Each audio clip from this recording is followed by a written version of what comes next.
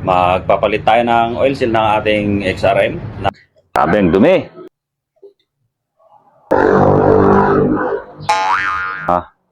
Ayun, tanggal na. WD-40. Isa na natin ito mga idol. Ayun. Pasok natin dito.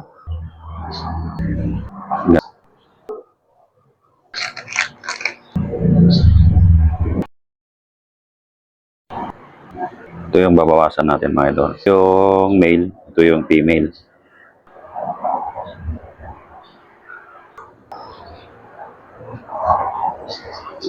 Laban na.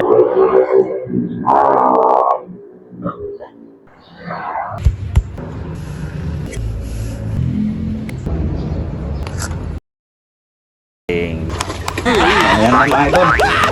Nasa 1.5 inch yung play niya. Yung bounce niya. Okay na, okay na.